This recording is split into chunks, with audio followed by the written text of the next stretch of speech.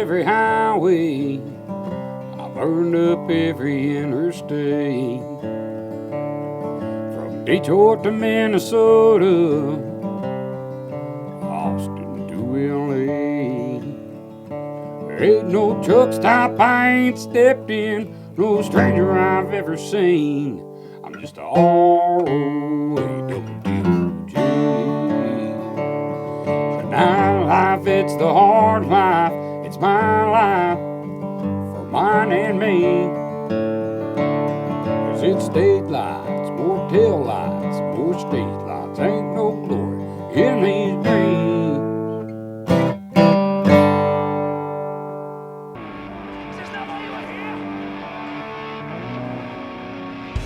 Episode 27, my guest today is Ellis Bullard, one of the baddest honky-tonk country musicians on the planet. And he's just getting his boots underneath him, and he's about to take the world by storm. He's a bad motherfucker. So one of the cool things with Ellis is his retro style. Like, if you ever hear, he's going to sing some songs for us today, and we're going to start. I want to start off with one, just to get your blood going, like let these people hear what you're all about. Because I grew up in Texas, in deep South Texas, and I like old traditional classic country music is like, that's what I was born and bred. Yeah, some Freddie Fender shit back then. Yeah, and it's like that, whatever came on the radio, that's, where you were at, and that's what you had to listen to. And so to me, when I hear your music, it takes me back to, these days when I was a little kid listening and riding in, my stepdad's truck, and we would be working the cattle, and he, whatever, out there in South Texas. So, so when I hear your music, it's euphoric to me, and I think it's special, and it's kind of like we're losing that a little bit with the new age of country music, and how it's kind of like shifting into all these different political realms, and now there's beefs and there's different sides, and then you have gatekeepers, and Yeah. So we'll get into all of that today. But I just wanted to thank you again for coming. Of course. And why don't you just go ahead and let everybody know your background? Cool. Yeah, man. My name's Ellis Bullard.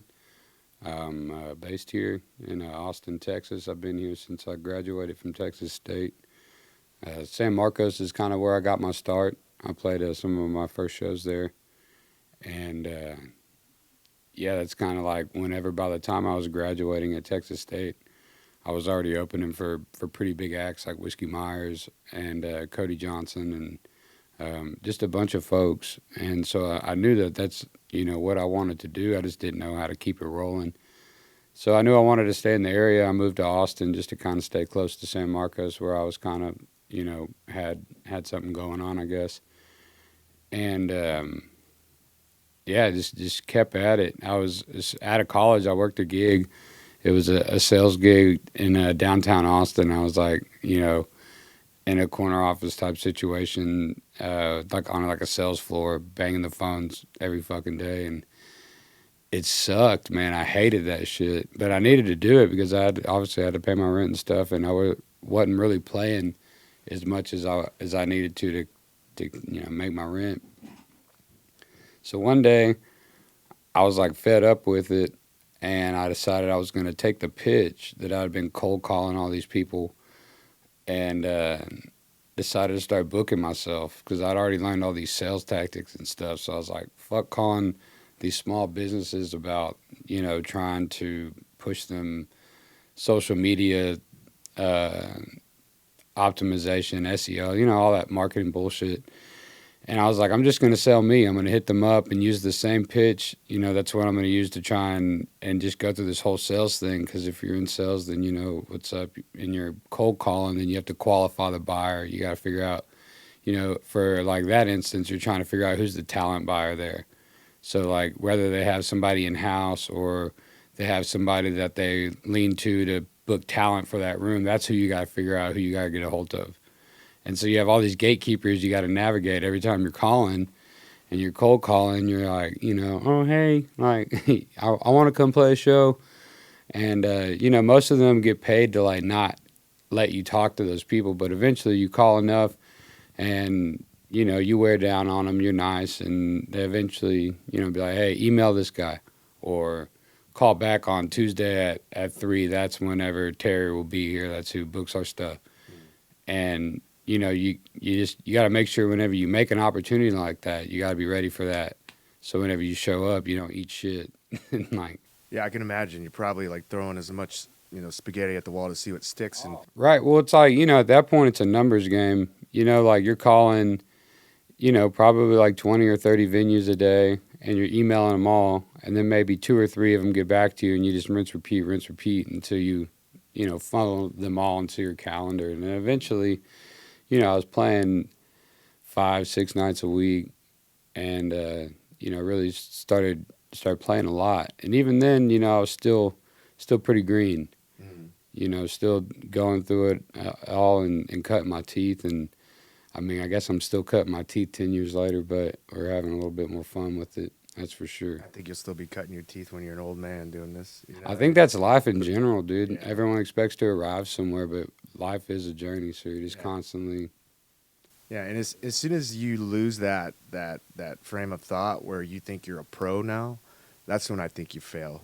You fall off, man. Like, I mean, I still do, like, online guitar classes and whatever I can get my hands on to try and make myself a better musician or better performer.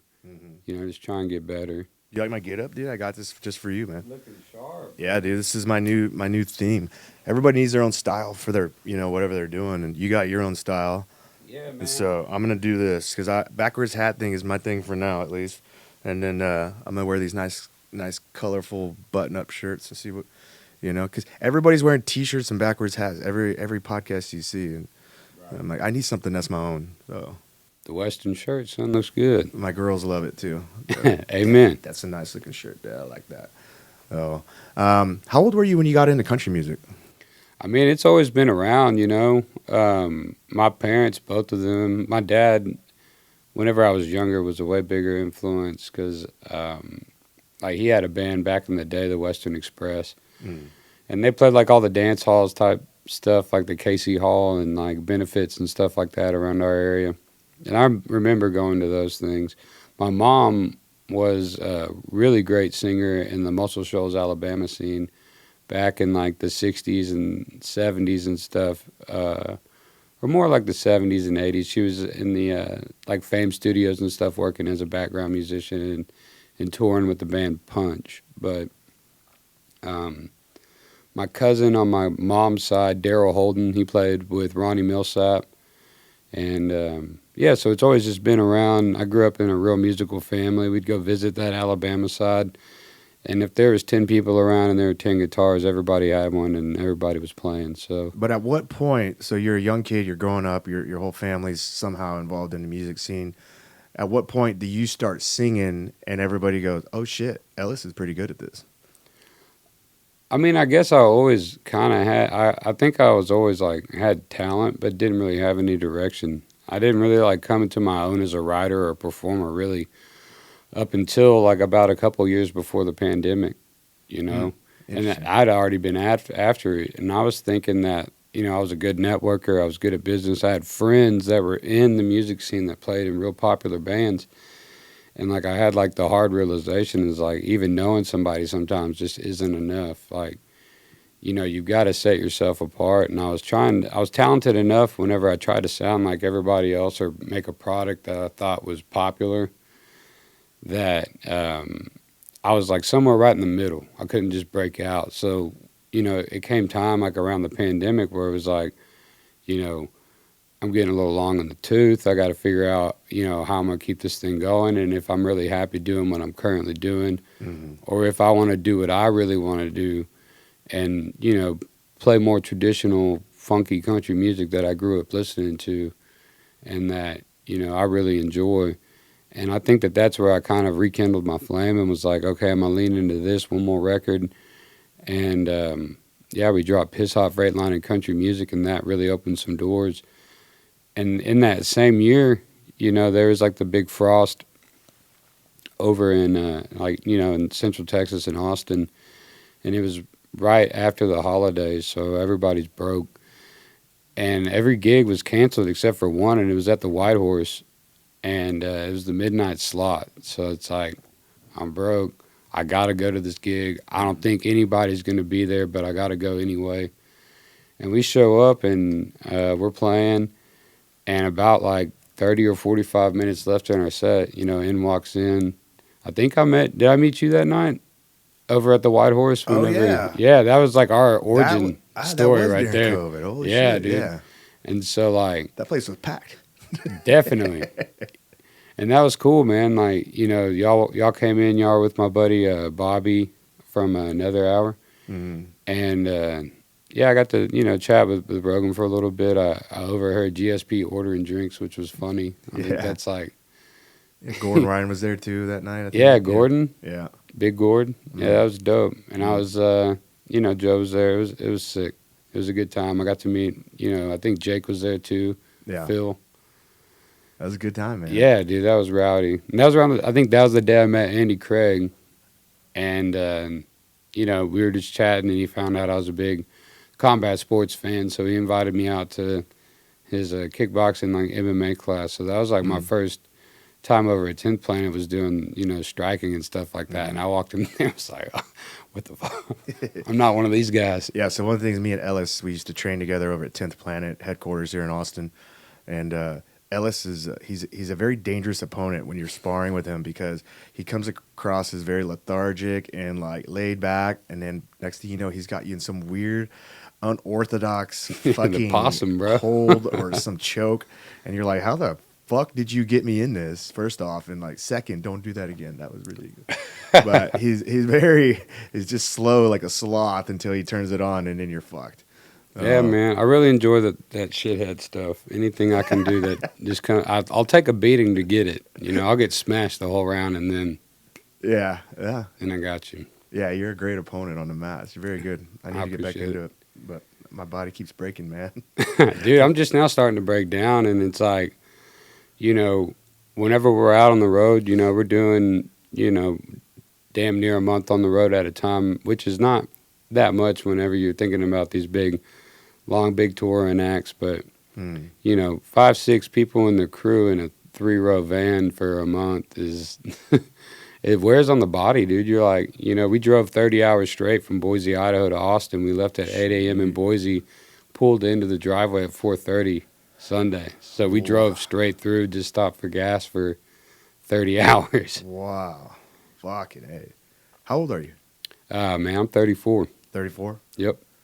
All right. Well, you're just in that zone where you're about to start hitting your prime here, bud. Spring chicken, boy. How do you feel now that you've like decided to switch over to playing the music that you like, you know, like this grassroots honky-tonk?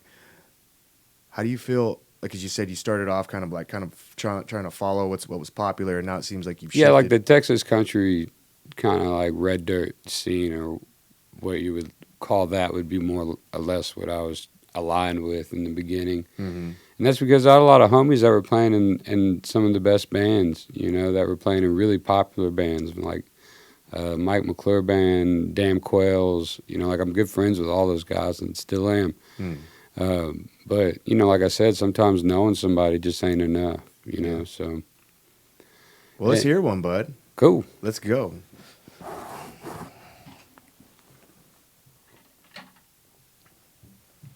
You got one picked out you want to do? Let me see here. Yeah, Chasing Numbers is something that always sticks out that I thought was pretty cool. I was listening to that Patron and Lime one on the way here. I like that Patron.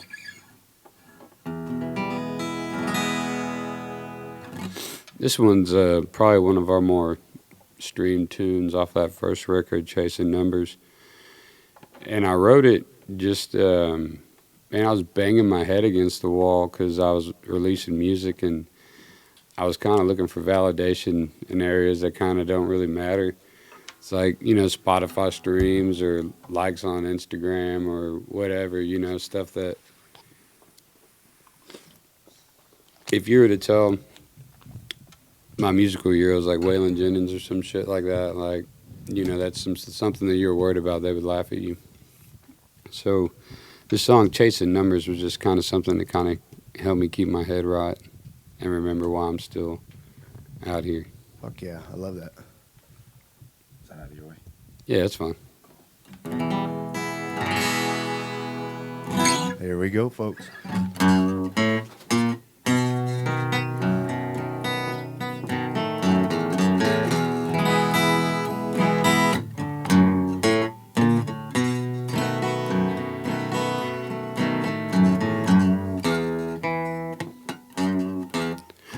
headed out west, just carrying on. Can shake this monkey off my back, still holding on. I'm hell-bent and broke down, lost, I'm looking for a dream, off chasing some numbers, don't mean a damn thing. Woo!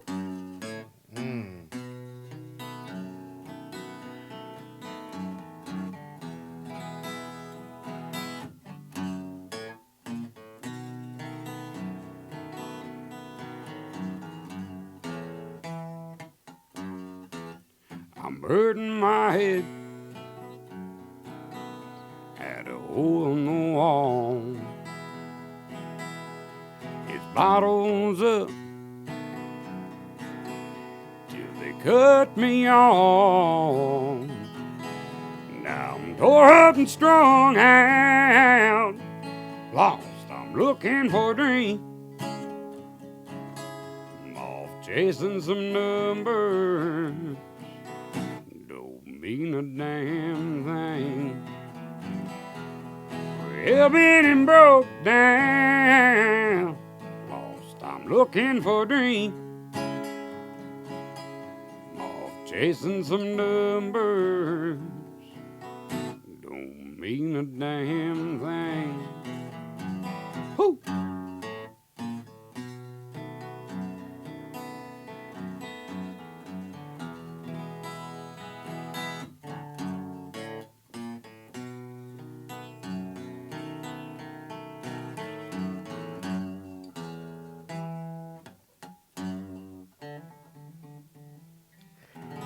Today's episode is proudly sponsored by Grizzly Coolers, the only cooler I trust when I'm out there.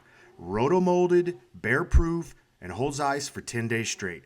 And unlike the overseas knockoffs, every Grizzly is proudly made in America with American steel and American grit. Hit grizzlycoolers.com and use my code Shawn, that's SHAWN, for 15% off. Grizzly Coolers, built here, built tough. I will put a link to the website in the description of this podcast. Woo! Son, Damn. That was fucking awesome, dude. thanks, man. Fuck. I always envy you guys that can just pull out a guitar and just start fucking ripping, singing. Like, Well, dude, we're equally jealous of you guys with like 12% or 7% body fat and crushing chicks. And Yeah. we were in the lab when y'all were out there eating caviar and sipping champagne. How old were you when you figured out this? You had like this gift though. Like, when did you like sit there and go? Because you're going through adolescence. Your voice is changing. Yeah. You're going from a little squeaky voice to like a deep voice. I imagine you probably got your deep voice pretty young, right?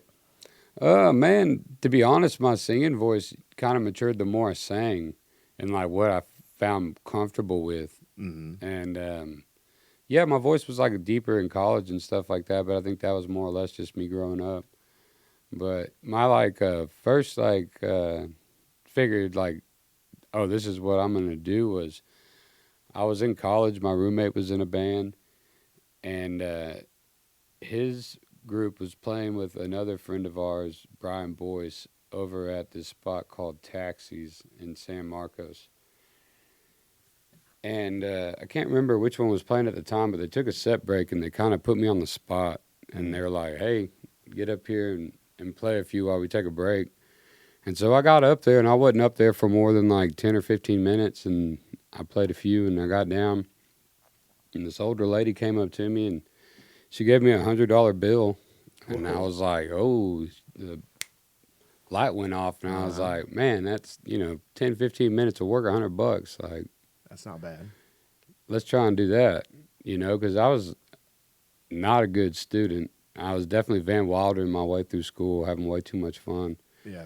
And, like, music just appealed to me, and it felt like it was like something that just came easy. Who's your inspiration? I mean, there's a ton if you really want to talk about it. Like, all around good guy, I think Vince Gill is probably one of the more talented individuals who's like Love Vince Gill. a shredder, great singer, and like just a genuine dude. Anybody that brings him up or any interview you hear him speaking, he just seems like a great guy. Mm. Jerry Reed, uh, a lot of those guys just were just doing their own thing, being cool with just doing what they wanted to do, And Jerry Reed was just such a badass. Like, Elvis Presley wanted to cut one of his songs, and they couldn't do it. They couldn't play it, so they had to pay Jerry to come in and play the song for him. Mm. All the guitar stuff and stuff like that. I mean, you're a legend at that point, you know. Yeah, man, there's just too many to list, really. I just, I just really enjoy people that are to their own and just hard workers. What do you think? So, back in when we were younger, the gatekeepers were the ones who controlled who got to go on the radio, right? Like if you didn't have a connection on how to get on the radio, you were screwed. But now with social media and the rise of the internet and everything, it's much easier to get your stuff out there. And there's a lot of people that have become, very famous just off of growing organically without signing onto a label. Right. Right. Are you independent right now? I'm independent. I'm looking to record a new record and hoping to find a label to partner with. If you're there and your business is good and you can support recording your own music and marketing it the way it needs to be marketed, I think a lot of people don't understand how commercial music works and the business side of it does. Like, you've got to hire you if you don't have a gigantic organic following already, you're behind the ball. So this is for the folks that don't necessarily have 2 million followers on TikTok or a lot of viral moments. You need to hire a PR firm. You need to hire a radio promoter. You need to hire these people, and those things cost, a lot of money, anywhere from, $3,000 to $5,000 for a PR person, a publicist, to work the record for its life cycle, and that's on the low end. Radio promoter is going to look for anywhere from 10 to 15 grand, and it's going to, you'll get 3 or 4 singles from that record that they'll push in different cycles to the radio. And even then you're still, and nowadays there's different avenues where people are taking in music. So, you're really, unless you're self-funded or you've got some investment, people backing you, a good label with like a good honest deal is not a terrible thing. But that's, kind of the thing is it's always been payola and always will be. Mm-hmm. Unless you're able to kind of have those viral moments and stuff like that, then you have those outliers that kind of can grow organically and stuff like that. I think what Oliver Anthony's done by himself is kind of, and I'm not saying that in any kind of shade or whatever, but he's just somebody who's been able to really take advantage of the opportunity that comes from being able to grow an audience and service it through those new platforms and then turn it into something to where you don't necessarily have to play ball with those people. You've kind of essentially got your own league. What do you think about these artists that are coming up and they're kind of capitalizing on the political environment and what's going on? They're kind of pulling at heartstrings. The songs are good, they're catchy, but how does that make you feel as more of a traditional country artist? I mean, traditional in a sense of genre, I guess is what you would put me in. But like, if people feel like they've got to, fling some shit to kind of get some attention on either side of it, no matter which side you're playing from, it's just like it's kind of grifting, in my opinion. But I don't. If that's the ball they play, and stuff like that, then, I would hope they have the music to back it up. Because without that, then you're just kind of posing, And that's why I always kind of just put music first. I stay out of politics. I survived COVID without getting the jab, and I hung out and played with all kinds of people from different political spectrums, and I just shut the fuck up, and it didn't ruin any relationships. Nobody fucking knew anything. Like, yeah, it was just like I just tend to stay out of that shit and try to make my corner bright, and I'm too focused on growing my own shit, and I've got my own fucking problems to be worried about. What do you think about Maren Morris? You've been keeping up with what she's been saying publicly lately about how the country industry is treating women, and then I almost forgot about her. Yeah. To be honest, it's just there's a lot of female artists that are coming out as of late from the pop country genre. I don't know, man. Like, you know, there's money to be made in that shit, and if she doesn't have the music to back up a career, then she kind of needs to find a platform to gain a lot of followers. And if traditional country music people or country music people don't like her music, then she needs to find people who will. Mm-hmm. And maybe talking some shit's a good Well, way to do it. Yeah, she was making complaints about these gatekeepers that are deciding what's country and what's not. You know, I mean, what's country and what's not is not necessarily to be decided by any group of people, but it's just like. But there is a group of people that are deciding who gets to get. Well, I mean, you know, there's commercial business, there's commercial listeners, and then there's people that really love music and they know what's. You know what I mean? They can call a spade a spade. Yeah. What's your favorite song of all time? You got one? Man, I don't know. I go through like these phases. I went through a big Charlie Daniels phase, and I think "Ain't No Cowboy Hat in Dallas" is a badass song. I think Jerry Reed's "Gator" is a badass song. A lot of people don't really necessarily know about the Both Barrels records. You also go check that one out. Ronnie Millsap, "Get It Up, Get Down."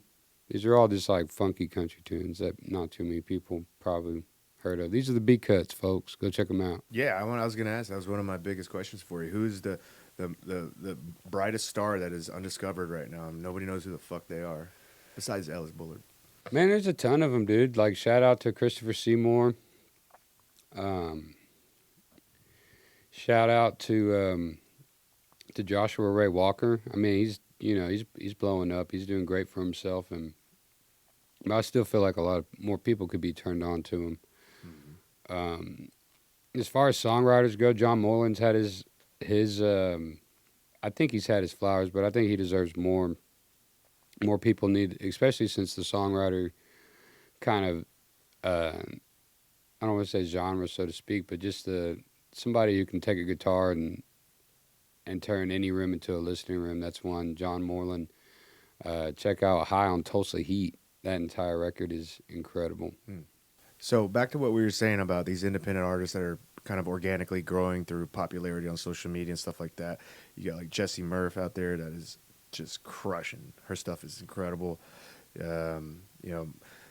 Like, how is this evolving the country industry as a whole? Is Nashville still relevant in your eyes? I mean, Nashville will always be relevant because it's a big part of when you're talking about country music as a business and not necessarily as just a genre of music.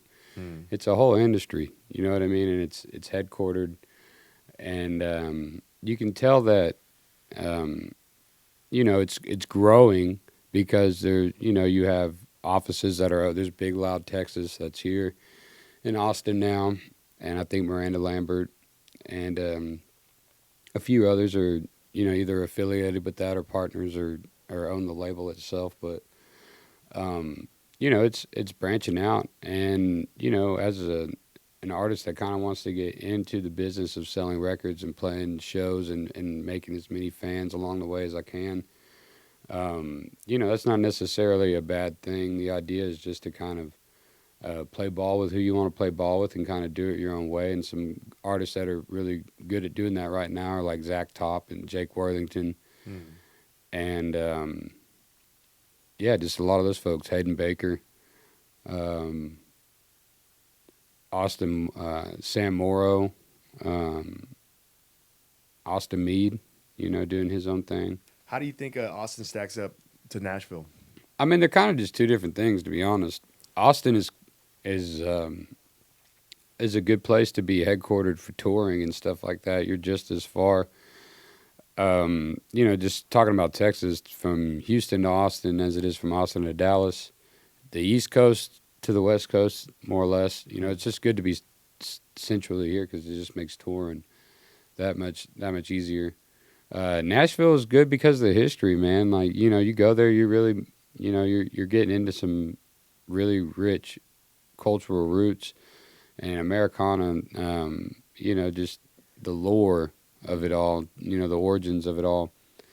I don't think it's more or less like a comparison type thing. It's just two different things. I'd recommend a lot of musicians consider, moving from Nashville to Austin and giving it a whirl just because of the saturation there. It's more or less like L.A. akin to actors, musicians akin to, Nashville. Good point. And, there's a ton of businesses there that don't necessarily, these kids are out there playing 4 or 5 hour gigs for tips. Granted, maybe they make a lot of money, maybe they don't. I can't really speak on it because I would never want to do that. So being based in Texas and, Austin, I'm able to find venues that I'm able to, make a living in and pay my bills and live pretty comfortably. How do you feel with the thoughts of, like, where do you see your craft evolving to going forward? Do you see yourself venturing into different genres just to play around with them and see how you stack up? No, man, I think I like doing what I'm doing right now. Like, I mean, I'm always looking to evolve my sound, and I think I am with this new record. We've got, 9 or 10 new songs that are just whipping ass, man. They're really high energy, like honky-tonk, rock and roll, woogie boogie songs, dude. Like, people are really gonna dig this. When's it coming out? We still gotta record it, man. I haven't been able to train as much. A lot of it is, we've been back and forth with lawyers and redlining contracts and sending them back and forth to different labels, trying to find us, a fair deal so we can get back in the studio and make a record that we know that we're going to be able to put into the hands of the label that then will be able to market it through those channels like we're talking about. They have the budget to pay for that stuff to really make it kind of worth it. Because with Spotify, you're making, less than, I think it's like 0.003 cents a stream. Wow. Or something, That's crazy.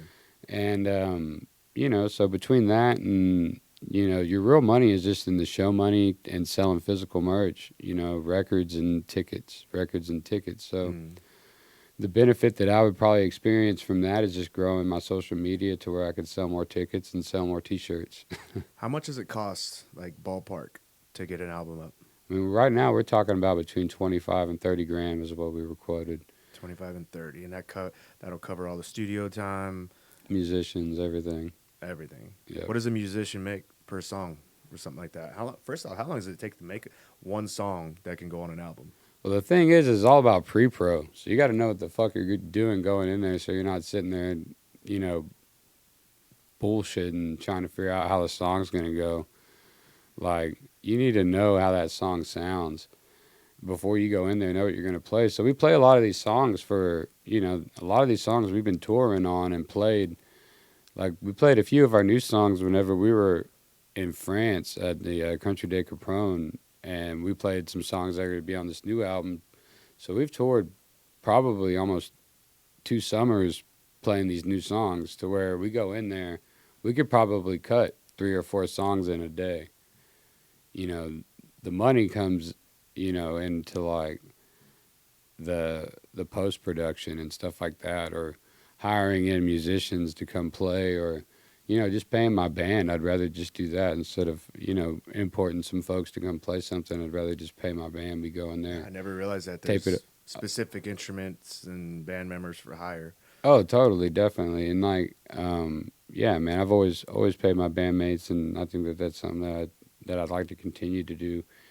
Even if we were getting involved with the label and stuff like that, a lot of people want to get their hands in the gumbo pot. And I think, what people come see and what they can hear on the record is important. Like, a lot of folks will go into Nashville or go where LA, wherever they want to go record, and they'll pay all these, pro high level studio session players, and there's, no knock to it. They're making great music, but trying to find somebody to be able to mimic that on stage is tough. Interesting. So I kind of prefer to keep it, keep it us. How was France? How's their country fans over there? Dude, it was wild. It was kind of like we were on some Honky-Tonk SEAL Team 6 shit. So we were booked in Crepone, France for to headline the Country de Crepone, and we flew in and played our show, and then had to fly out the next day to Portland to continue our tour because we had another festival to go play that same week. So we flew into France, played the festival, flew to London, laid over there for 18 hours, and then flew to Portland. My tour manager drove the van and by himself from Austin to Portland and picked us up at the airport. Jesus, man. Yeah, shout out to Kevin. Yeah, Kevin Manship. Dude, that dude's the man. You guys sacrifice a lot, and it does take like a fully committed band. Oh, dude, you got to be. There's no balls, no blue chips, and you've got to be fully committed. How do you save your voice on a tour like that? Man, to be honest, like, I do pretty well touring because, like, I'll use Chris Stapleton as an example because he's a very loud singer. Yeah. Very, very loud. I'm a baritone, and I'm not necessarily really belting too hard. I don't have to really project too hard to hit my register of notes. So, like, I don't really run into anything. The only thing I've ever really had that could really, like, screw some shit up would be, like, getting sick on the road or, yeah, but other than that, I do really well. When you're writing these songs, do you write all your own stuff? Yeah. So I'm just now starting to co-write with some folks, but yeah, these have been me. To write one song, how much stuff are you writing and scrapping and throwing out along the way? What does one song take? Man, it sounds crazy. I haven't really been one to like have I try to not have like a ritual of like sitting down with a notepad or making it to like where I'm on like a writing schedule where I've scheduled out time. It's like whenever I've got any kind of creative bug going on, usually I tell people that there's like a band that's playing in my head all the time. And maybe I'll hear something, or maybe somebody will say something to me. I'll read something online and I'll be like, oh, that's cool. And like that could inspire a phrase or something like that. Oh, so you're looking for inspiration in everything. Anything. Right? And like I'm usually riding around in the radio. People are asking what I'm listening to on the radio, and a lot of the times it's nothing. I'm in my head. I'm listening to that band. I'm coming up with melodies. I'm coming up with verses. And I can do it anywhere, man. Like a lot of times in grappling, I'll completely disassociate myself with anything. And while I'm moving, while, I'm fucking getting beat up, I'll be in my head and still working it out. So when you're rolling with me, you're probably like... while you're on my back, fucking Shawn so fucking awful at jiu-jitsu. No. Dude, you and Jake both real motherfuckers. Dude, so it's funny you say that because I had on Chuck. Chuck is Mexican OT's dad. They're out in Houston. I don't know if you caught that one. Dude, OT's from Bay City, Texas. That's where I'm from. Oh, no shit. Yeah. Yeah, I'm trying to get him on here. He's been down here. He's going to come on. We just keep missing each other for whatever reason. But his dad, it was cool having his dad on because his dad was telling the stories when he was little and how, because I was like, when did you know he was going to be big? And he's like, dude, I knew when he was like 5 years old. He's like, we would be riding around in a car and he would say, Dad, pick a genre on the radio. And any genre, he would drown out the voices or the lyrics with his own shit, and he would use the beat, and he could identify each instrument that was being played, and he was explaining it to his dad at a really young age. Wow. And then he would start rapping with the beats that they were playing, and it didn't matter what genre, he could rap to it. And he was just like, God damn, like, yeah, right. Yeah, so he's like, I knew from a really early age. That's why it's interesting when you say that. I just ride around listening to silence, and I can come up with my own music in my head. It's like, I think you are born with that.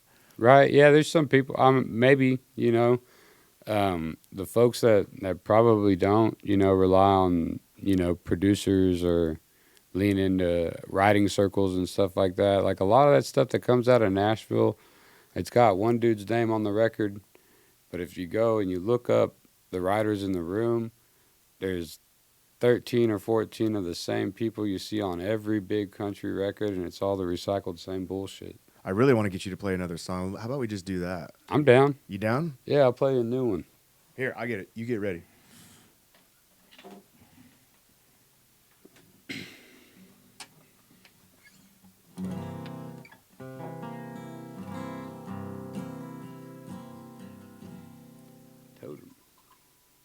Totem so. Yes, sir. Take a little nip, garçon. Appreciate you. Let me put on my cool shades so I can be cool like you while I listen. Hey. Hey. You like it? I do. Interesting, right? Mm-hmm. So I was telling you a little bit earlier, like, you can hear something or somebody will say something, and, you know, you work with Joe, and you've worked this podcast for a minute, and maybe you've heard him say this phrase a few times, and I've heard him talk about it whenever he's talking about being in the pool hall, but those degenerate gamblers and drug addicts, and the only way they get better is the same way they got sick. He said, yeah, the only way they can get better is the same way he got sick, you know? And I've heard him say it a few times just talking about it, so that kind of stuck with me for a minute. And I ended up writing this tune, Same Way He Got Sick.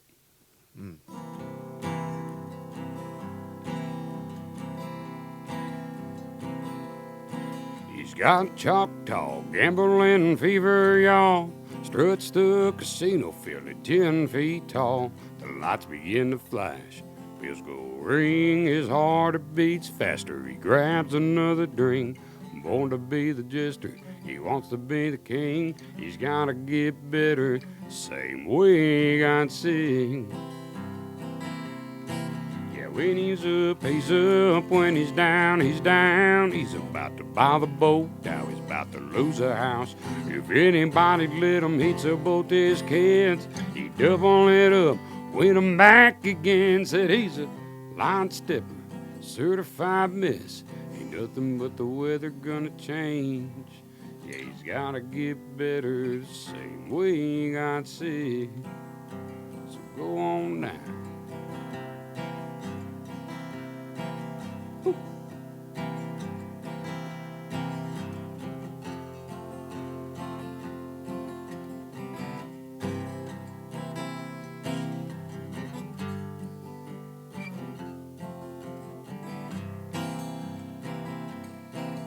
Another day, another lick. He's calling in to get the line. Put the car note on the game. The underdog gon' be tonight. It was 4th and inches. For sure thing, the quarterback, he throws a pick. The car is gone again. Oh, doctor, doctor, you gotta come quick. Say he's gotta get better. Same way he got sick. Yeah, when he's up, he's up. When he's down, he's down. He's about to buy the boat. He's about to lose a house. If anybody let him hit some both his kids, he double it up, win him back again. Said he's a line stepper, certified miss. Ain't nothing but the weather gonna change. He's gotta get better, same way he got sick. They say he's gotta get better, same way he got sick. Woo! Man, that's a good one. Let's riff on this. See what you got. Let's go. What's your favorite cover song? Favorite cover song? There's a few, man. It's tough. I like sad songs. Me too. Let's go. Let's cry. I'm ready. We used to fuck around in the van and try and out sad song each other. So it's like, you know, whoever's on the aux, we're like, all right, run it. Who's got the saddest one? I can imagine 30 hours on a road. Yeah, no shit. Violent and horny tour. Look out. But yeah, this song I always think is probably one of the saddest songs ever. A lot of folks really don't pay attention to Vern like I think they should, but Vern Gotson was dubbed the voice by his peers during a time of, and there's a ton of great singers. This song in particular is titled "If You're Gonna Do Me Wrong, Do It Right." There's a new dress in the closet about you. There's the keys to the new car in the drive.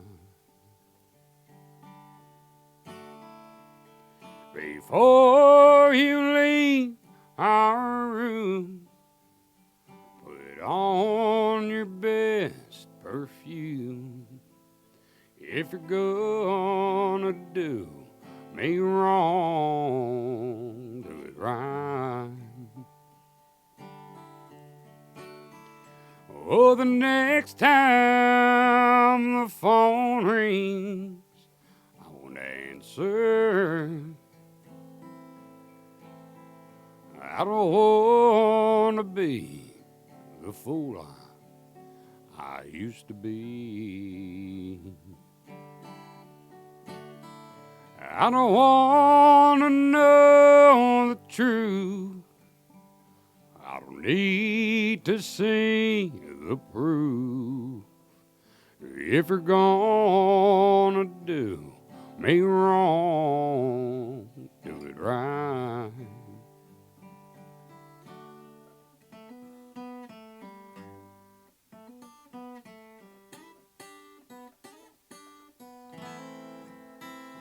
Uh-huh.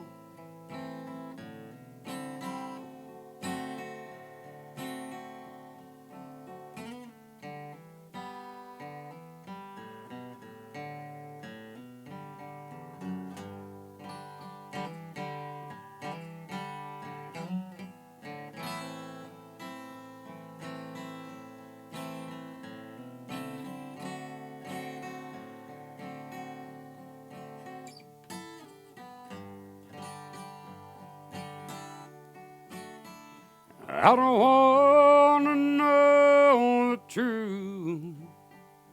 I don't need to see the proof. If you're gonna do me wrong, do it right. Before you take his hand, take off our wedding band. If you're gonna do me wrong, do it right.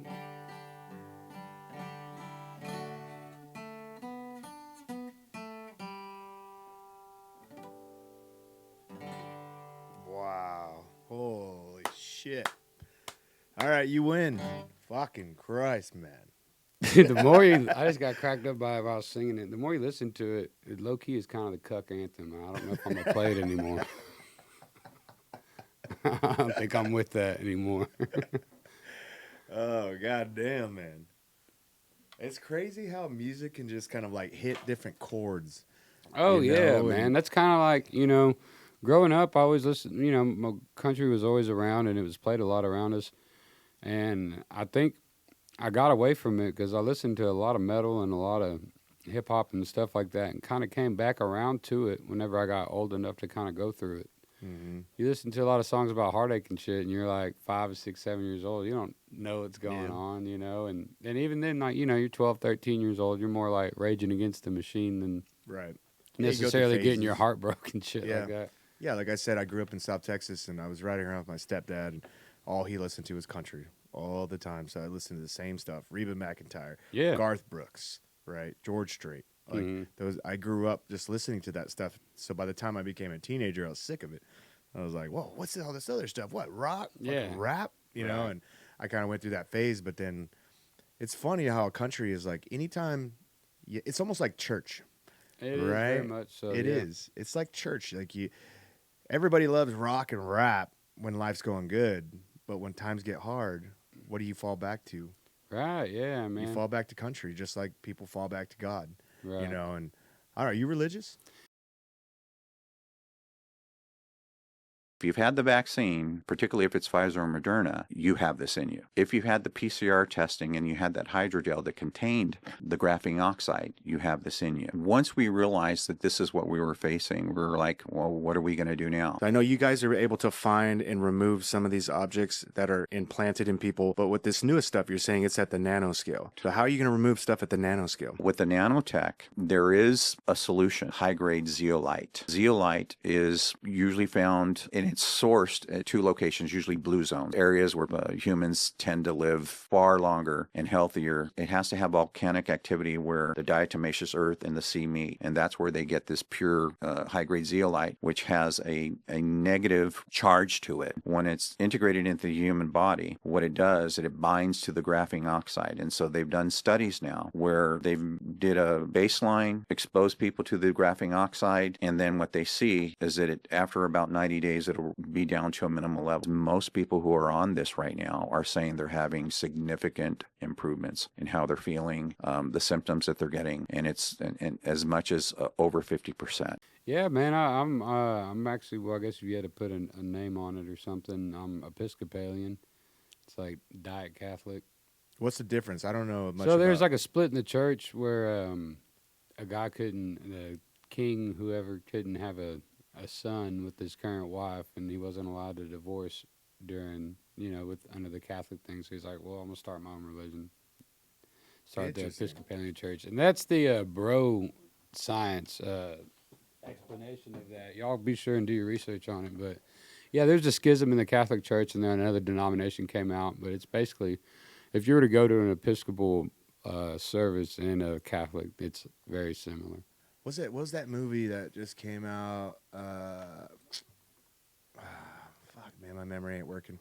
We were just in Green Bay for the weekend drinking a shitload of beer for the Packers game. Y'all get some Fernet up there, dude, or Malort, whatever those guys drink up there. What's that? Oh, the type of beer? No, Malort is like it's dumpster juice, but it's like the worst liquor I've ever had, ever in my life. And it's like a big deal in the Midwest, like Chicago, Minnesota, Wisconsin, all those folks, like, they'll get you a shot of Malort at the bar, and like, it's clear, so I think it's tequila, and then I shoot it, and I'm like, what the hell's your problem, man? You know, Wisconsin is the most alcoholics per capita in the United States.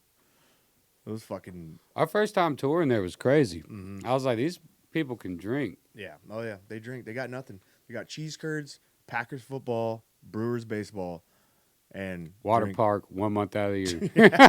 No, they got Wisconsin Dells up there. That's where we go play. Shout out to Jesse DeFoss over at the Showboat Saloon in Wisconsin Dells, Wisconsin. Yeah. Y'all got to go check out a show there. Wisconsin's cool. Like, so it's my girls have been up there before, but they didn't really get to experience it. You know, dude, the Dells is dope. Yeah, the Dells is real dope. This was the first time that they got to experience it, and then my fiance Jen was with us, and she's like, everybody's so nice here. It's weird. Like, and my 16-year-old said the same thing. She's like, they're so nice. And it's just like, yeah, they're just good people. Right. But yeah, totally. But it's also, it's like, it's like the North and South Pole, right? It's like you have really nice people. The majority are really nice, but then you also have like Jeffrey Dahmer serial killers that come out of Wisconsin. Every once in a while, that game pops up. So maybe it's not the best place. Maybe they get so sick of everybody being nice that they just flip and they go around the opposite way. I don't know. Right. The cold, dude. That's what'll do it. All right. I want you to tell me, because you played in more honky-tonk bars than most country artists here in Austin. Tell me your wildest honky-tonk bar story. I've had some pretty crazy ones. You know, it just depends on what you really call crazy. Like, there's always, there's been fights and stuff like that, which is pretty nuts. How does that work when you're up on stage and a fight breaks out? Are you cheering them on? Oh, dude, I like to tell the band we work up Ace of Spades. So whenever people start fighting, we just dun. But yeah, man, it's let the bodies hit the floor. Yeah, exactly. It gets pretty rowdy, man. We're kind of buttoned up. You know, we get in, we play our show, and we get out of there pretty often. A lot of the time. A lot of the folks that want to hang out or after party aren't necessarily The one you want to Yeah. stay for. Yeah. Hey, man, I got a jam house about 20 minutes outside of town. Y'all come stay, man. We'll come jam. It's like, Yeah. he's got no teeth in his mouth. You guys are great, but Yeah, Sam, we were playing a private party. It was in Idaho, and we had some mushrooms on us, so we were eating some mushrooms, and we played that show, and it was after the gig. We were hanging out, and we were just drinking some beers by the fire. It was just pretty chill, and then out of nowhere, our lead guitar player, still player at the time, Sam Norris, just comes hauling ass through this camp, and the people we're playing for is like, it's, they're older folks, and like they're all outside of their campers and stuff. They've been drinking all day, so they're drunk. And Sam comes driving through the camp with a golf cart that's got like these deer antlers mounted to the hood, and people are jumping out of the way to not get ran over. These old people are fucking terrified of this dude, high on mushrooms, drunk as hell, driving this golf cart. And Sam ends up fucking hitting me with a car, actually, and like stops finally. And this lady goes over there and fucking makes him go park it and takes the keys from him. And then like 10 minutes later, Sam is gone and take the keys back and gone and turned it back on and hauled us through there. And I mean, that's just a funny story of, just some wild shit happening after. oh my god, people get crazy, man. Yeah, dude. He thought he was he thought he was killing like the life of the party, and I was like, dude, if these people were like 20 years younger, they'd think like you're so cool, but like they were mortified. They're fucking over this shit. Yeah, bro. dude. They were. Yeah. The lady had it was just so fun. I don't even know how it happened. I just turned back around and he had the fucking keys in the cart again. I was like, no. Well, listen, Sam. Hey, we've all been there. All right. This is part of maturing. You figure out the antics that used to work when you were a kid, they don't work anymore as an adult. No, they do not. I think we've all been there. We've all gone through a lot of shit. Like, so during the break, you were talking about how your wife, right? Girlfriend. Yeah. Girlfriend, how your girlfriend kind of saved you from a lot of stuff. So, like, you want to dive into that a little bit? Like what's going on? Yeah, man. I was just, I wasn't too focused. I was playing music, but I was more worried about the good times after, and I was burning myself at both ends of the candlestick in every way you could think of, and I wasn't really. Yeah, she just kind of told me to like, whenever we first got together, she was wanted me buttoned up, and was really just tried to help me take it more serious than what I was taking it, and that kind of helped me mellow things out. I mean, I still have a hard time keeping it between the mustard and the mayo sometimes, but for the most part, yeah, she helped me slow things down and really compartmentalize and really get stuff in order for me to kind of make stuff happen for myself instead of just going at it, Yeah. Well, you're 34. I always ask my guests like how old they are because I'm curious because we all go through a lot of the same stuff. And, like we're living different lives, but the timeline seems to sync up on a lot of things. When it comes to kind of like where you're figuring yourself out, which is weird. How like we're all kind of connected in certain ways, even though we look different, we sound different, we come from different backgrounds. We're still connected in a lot of ways that I think we underestimate as a whole. A lot of people like to stay in their room on their computer or on their phones, and they don't want to venture out. But I think venturing out is where you find yourself. You start connecting with people and you start trading stories with people and you figure out that, holy fuck, I'm not that weird or I'm not that strange or this problem that I've been hiding from the world. There's a lot of people that have these problems, whether it's alcohol or drugs or whatever it is. Like I've been down. Like we came up similar routes where my family was either drunks or they were drug addicts, in and out of prisons, stuff like that. And but what that does is it provides a journey for you where you come out the other end and you have stories to tell. Okay. Yeah, no, definitely. And it's not just for entertainment, but it legitimizes what you're saying. Well, it's a life you lived, and. Everybody makes choices and stuff like that, and you got to live with them, but it kind of helps, helps you understand when you do realize that, okay, I've kind of arrived with who I am as a person. Exactly. And you kind of, you know, you think you know some shit when you're in your 20s, you don't know a fucking thing. No, you don't know nothing. You're still Right. figuring it out. And you're transitioning from being a teenager to an adult. And even now, I'm probably still transitioning, and I don't even fucking know.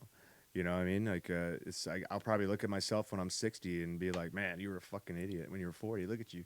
You know, and that, now it's recorded for everybody to see. So, so, Timestamp it. but fuck it. I mean, after a certain point, you know, life is just crazy.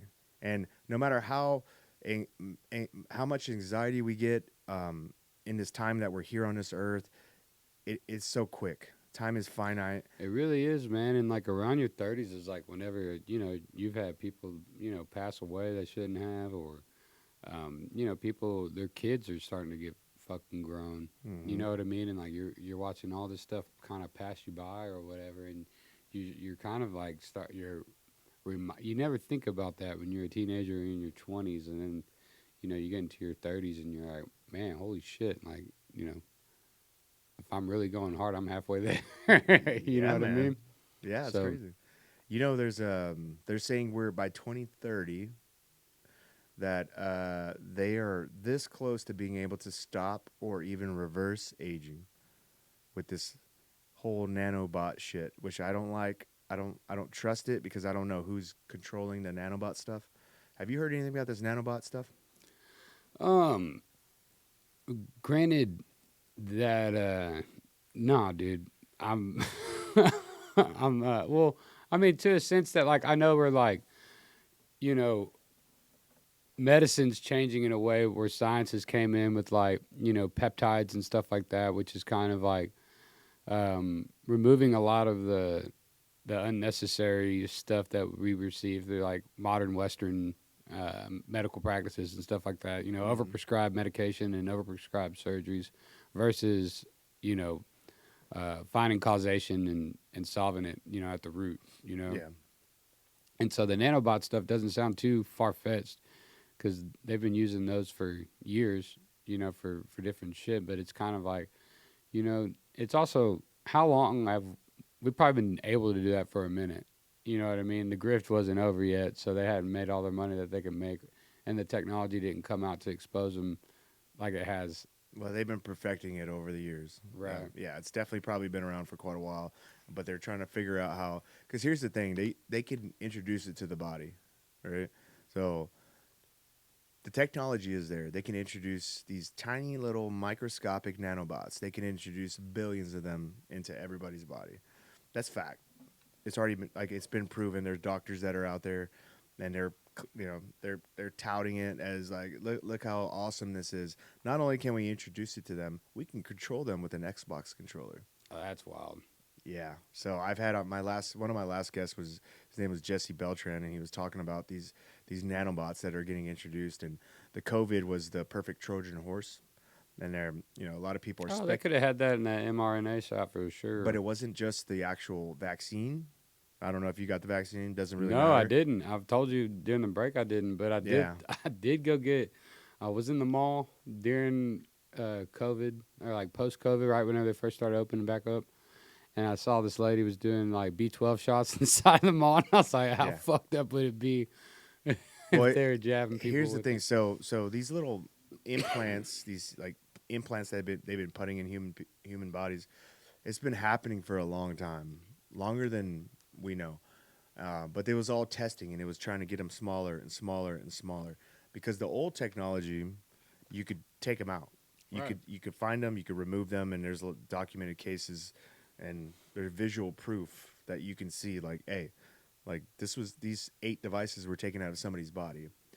How did she get them? Well, I don't know. Maybe she went to go, get her wisdom teeth removed, and all of a sudden she's got one on each side of the jaw. Like weird little things like that.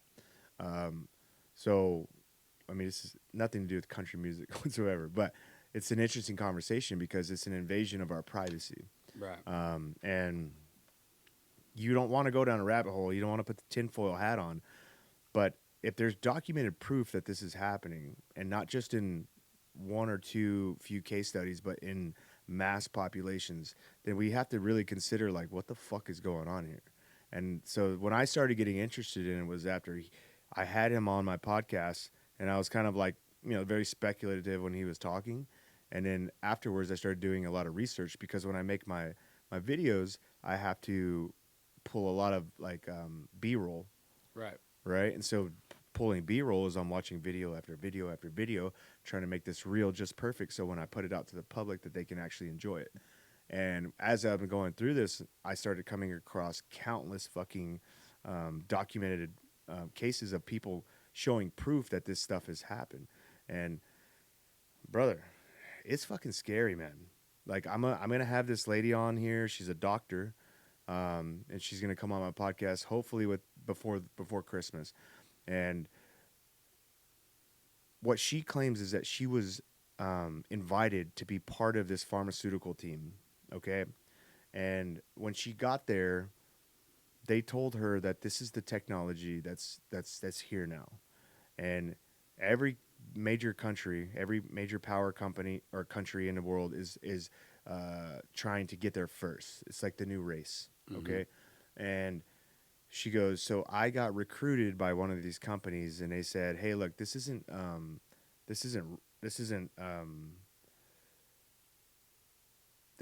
good what we're doing, but if we don't get there first, then we're going to be on the receiving end of it.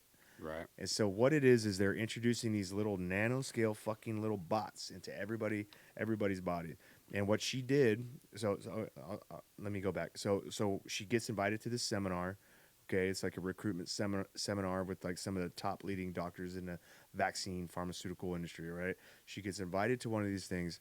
She gets there and she's surrounded by colleagues that she knows of, right? And they go, look, listen, this is where technology is now. This is where vaccines are. We're going to be introducing nanobots to the populations, okay? And this isn't just for controlling them. This is for monitoring them. But you can control them. You can control their mood shifts. You can make them angry. You can make them docile, okay? Imagine having that kind of control on people. You can, not only that, but these little nanobots can fucking connect into like a Wi-Fi fucking frame.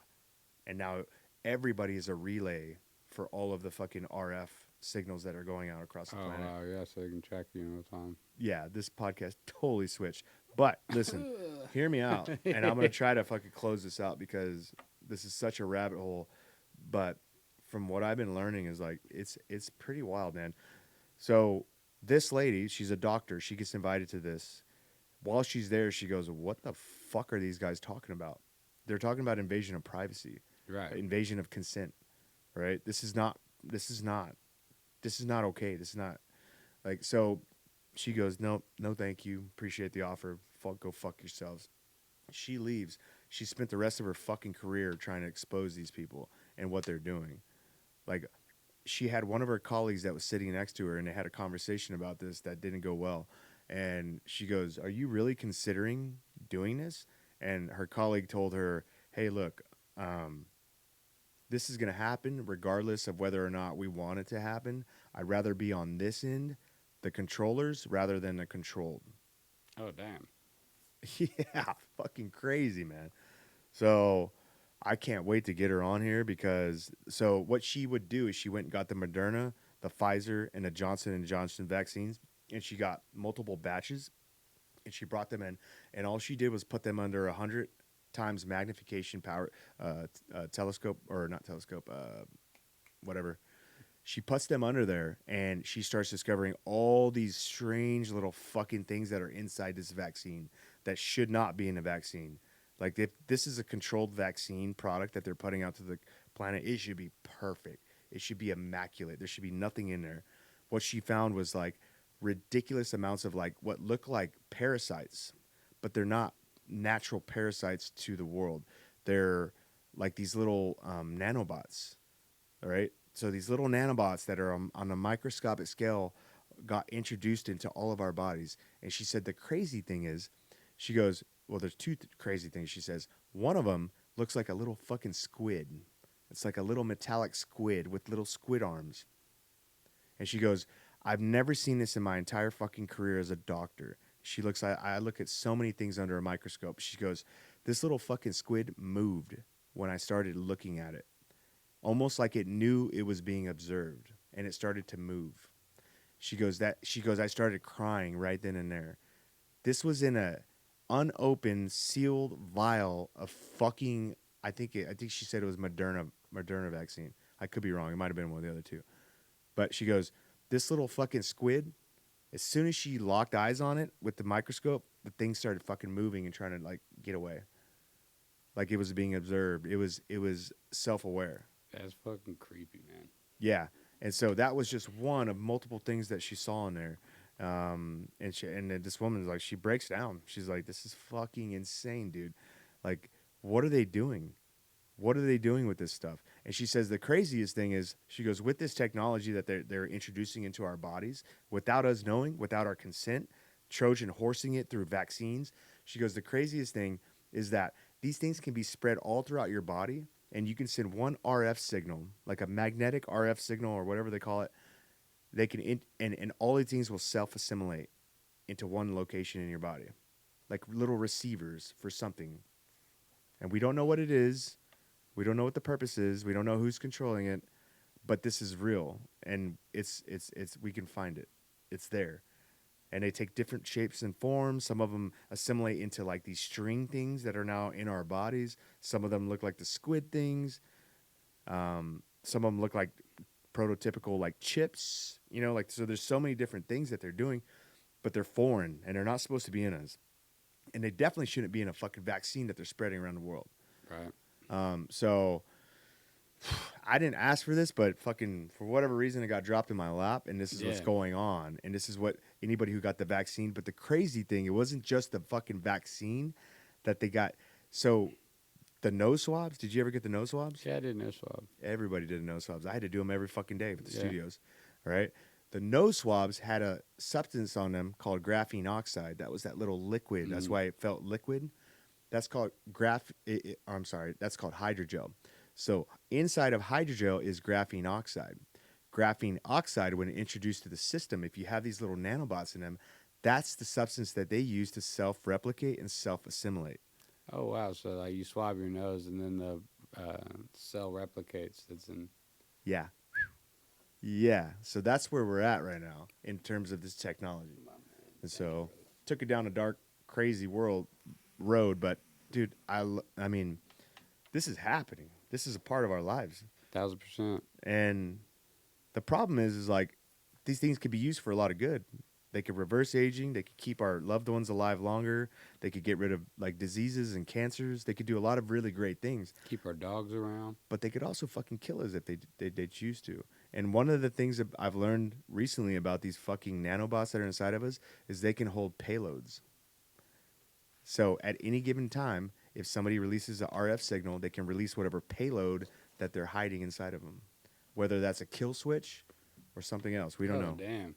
So we don't even have a choice now. They're putting it in the food. They're putting it in the air. And I'm done talking about it, but it's fucking wild, dude. Like, so the future is crazy, and, you know, tying this back to country music is going to be hard, but I guess I look at it as in there would be, if it did end up being the end of the world and they're like, we got you bitches. We're sick of this huge population on Earth. We're going to release this payload. You got 24 hours to live. I think the only thing I would be listening to is some really good fucking country music. Amen. Yeah. So Stop the world and let me off, man. yeah. So let's hear some Patron and Lime, brother. I got you, brother.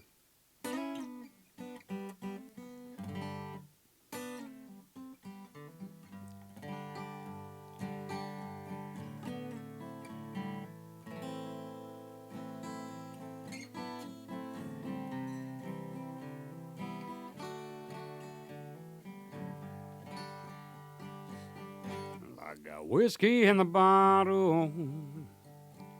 I'll smoke my last cigarette. I'll dig it drive down to the ocean.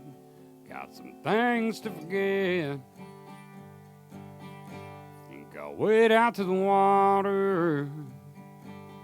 Watch the waves come ashore. Problems don't gotta worries anymore. Patrolling that line, help me one time. Just wanna make her mine. She's one of a kind.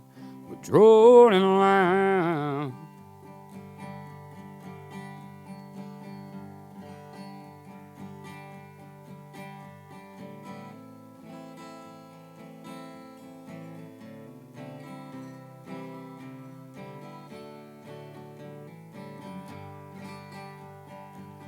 Stumbled to an old cantina when an angel caught my eye.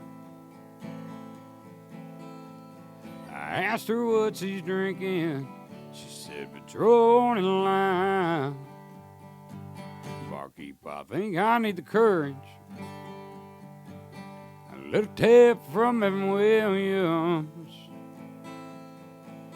We'll get a dealing with these feelings. I'm playing the card she's dealing with an ace up my sleeve. Patrolling that line. Help me one time. Just wanna make her mine. She's one of a kind. Controlling the line.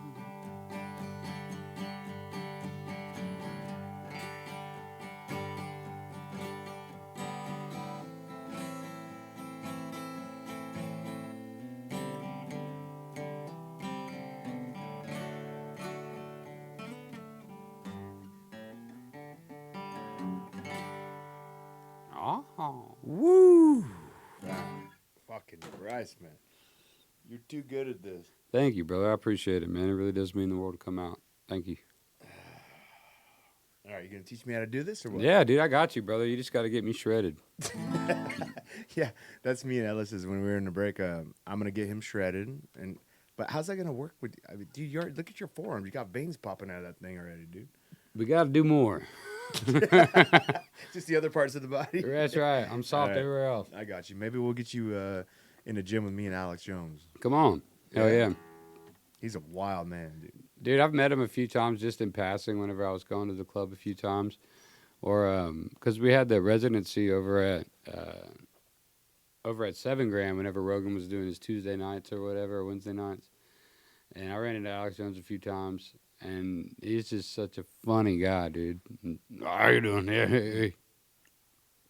And he's just a funny guy. I've got the worst Alex Jones impersonation. Mm-hmm. Oh, send it. No, it's not good. No, I want to hear it. I want to hear it. My favorite one of his was that clip that went where he was like, "You're calling me a Russian asset? You're over the goddamn line. You fucking fucker." That shit was funny as fuck. Oh, he would love that. Dude, yeah, we quote that in the van. Well, anytime somebody. I know you're not into that like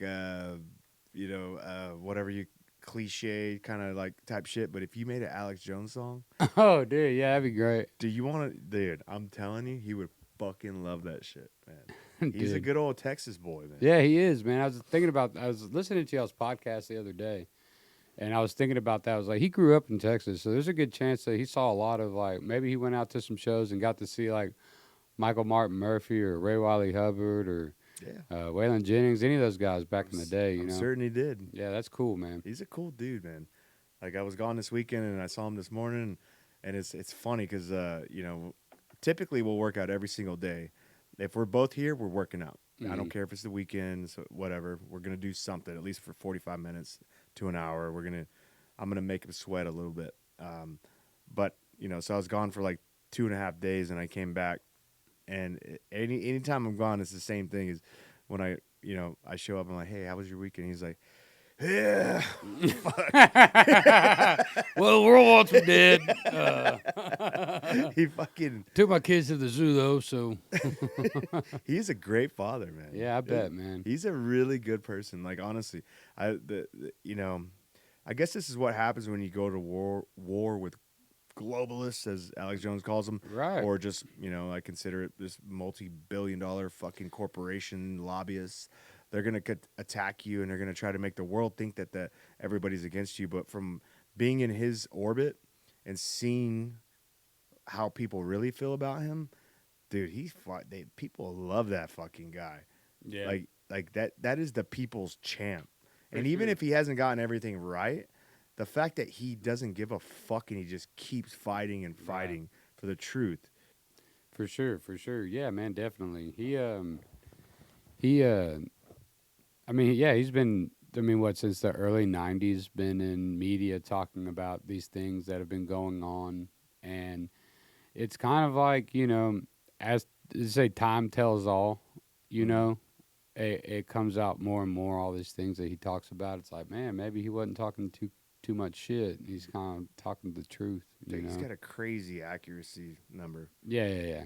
He comes correct. How does that? I mean, like for people that sit there and go, "No, I just don't like him," you know, like I don't like him. It's like, well, but he's really accurate.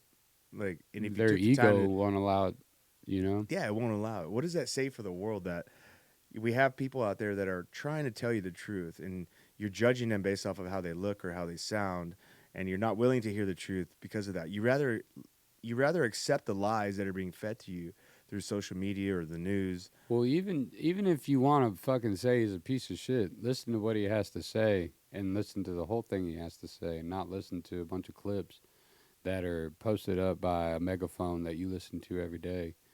You know, like you've got to really start taking information where you can and say, okay, that's some information I've taken in, but go research that information or go listen to the whole thing or hear another opinion on that same exact subject from a different person with a different set of eyes on it, and really decide if their opinion is your opinion or if you come to your opinion about it after reading all about it. But just sitting there and parrot coursing some bullshit is...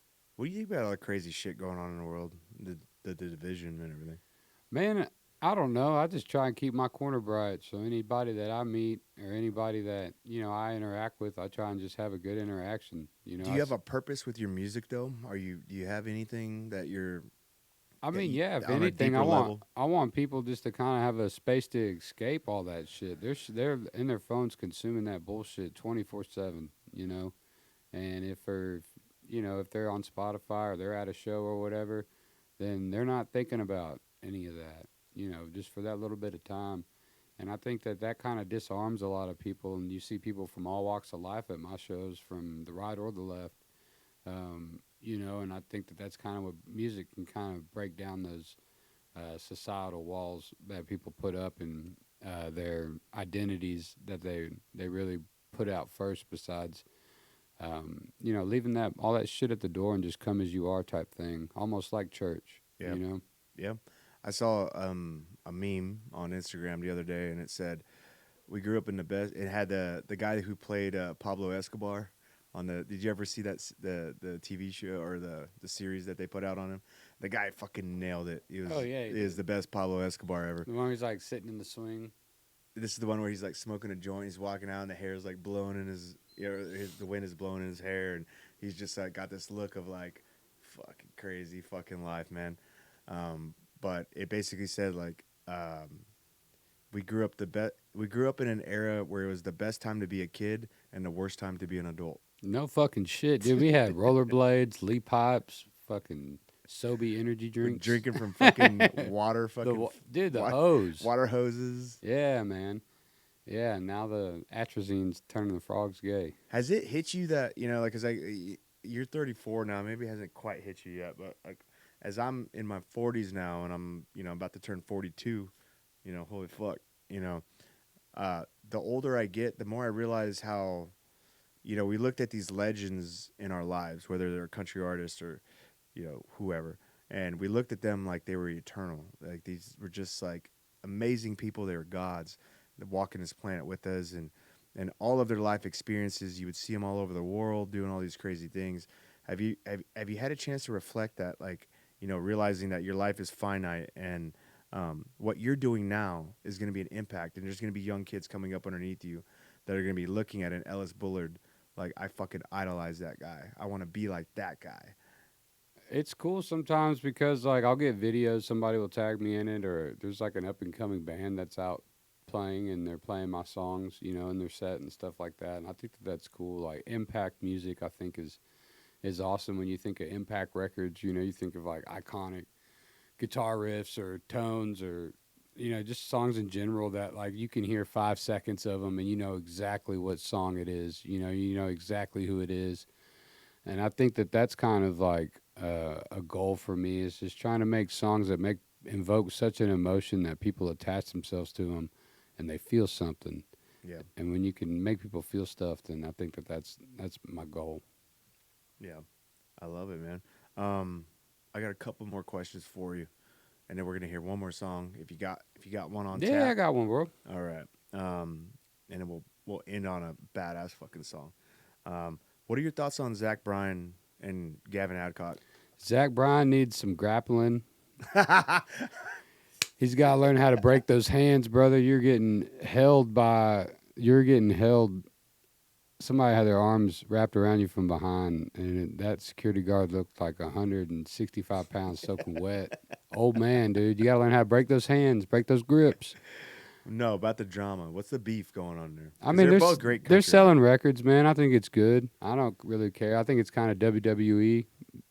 You know, could be marketing tactics, could be egos. You know, whenever you blow up and you make a shitload of money and you think your shit don't stink, it's probably easy to act like that. What do you think about Zach Bryan talking shit about ICE and the Trump administration basically enforcing this illegal immigration that got flooded by our country? It's a good way to sell some records to some people that... He doesn't need it, though. That's the crazy thing. He's fucking Zach Bryan, dude. You're on top of the world.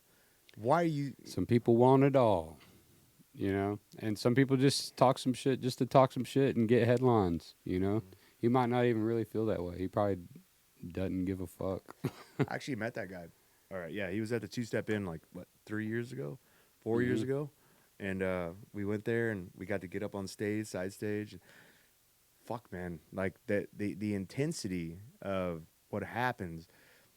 Like, most people will only see a country, like, concert from the crowd. They don't see it from the stage.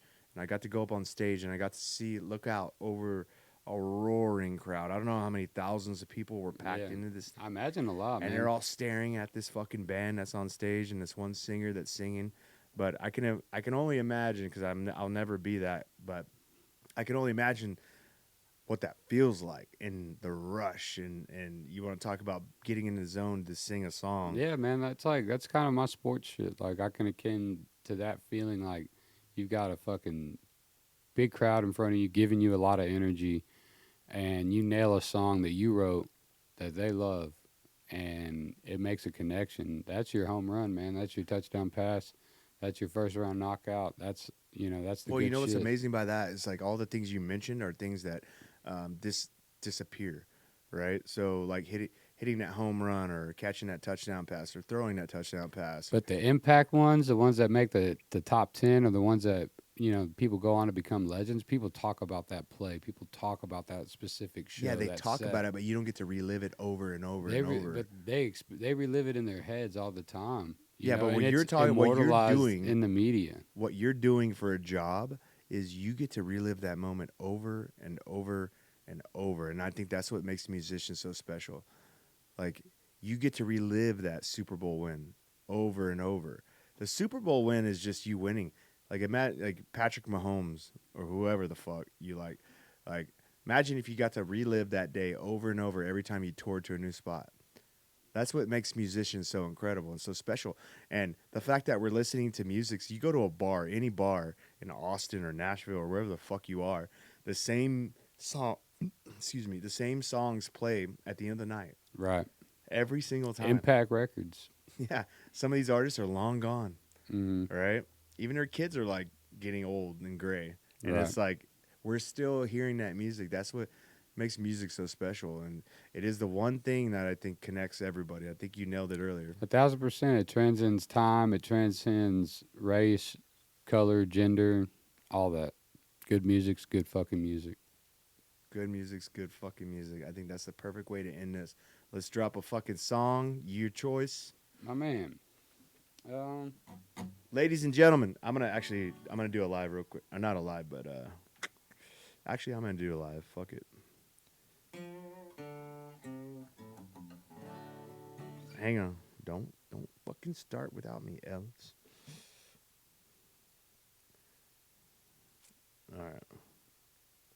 Get my shades on so I can look cool.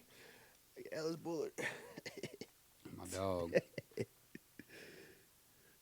We're going live in 3, 2, 1. Checking connection. Oh, hey, what's up there, people? We're live on a podcast of the Shawn Johnson podcast. That's not my hat. That's the Packers hat. And we're back.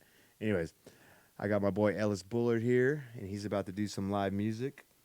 What's Say up, folks? Hi, Ellis. Shawn, happy to be here, friend of the podcast. Glad to be here. This tune is going to be on our new record. It's titled Road Dog. Road Dog. Road Dog. Let's fucking go. I don't know how to turn this around, so I'm just going to hold it.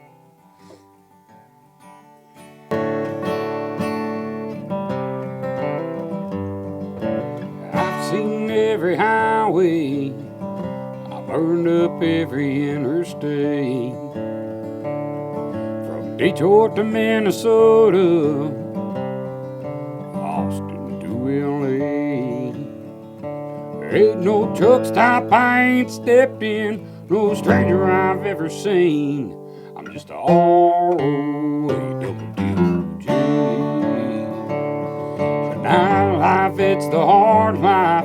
It's my life, for mine and me. 'Cause it's state lights, more tail lights, more state lights. Ain't no glory in these dreams.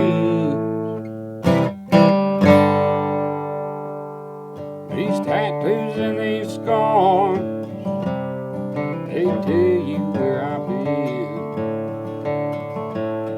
I went to hell and back, I ain't scared to go again.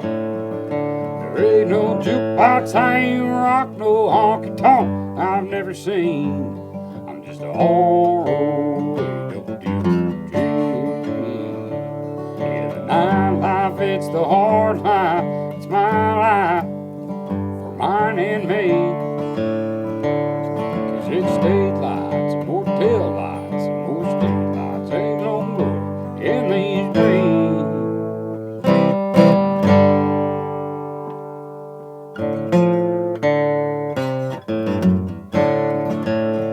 Woo!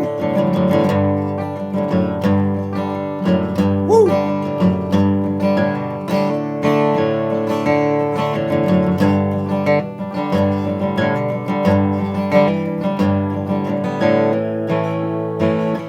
Yeah, nightlife, it's the hard life. It's my life, for mine and me.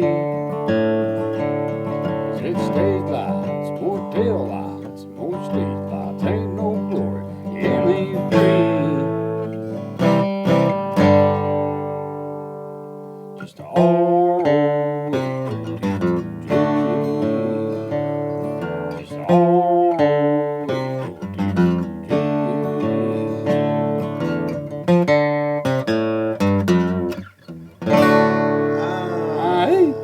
Wow. This guy's fucking awesome. Anyways, thank you for whoever joined this and whoever's going to watch it after the fact. That is Ellis Bullard. Fucking Austin. That's my boy. Appreciate it. Thanks for having me, bud. Where can everybody find you? Find me on Instagram at Ellis Bullard Music. Visit www.ellisbullardmusic.com/tour for any of the tickets. Y'all check them out and see if I'm in a city near you. Boom.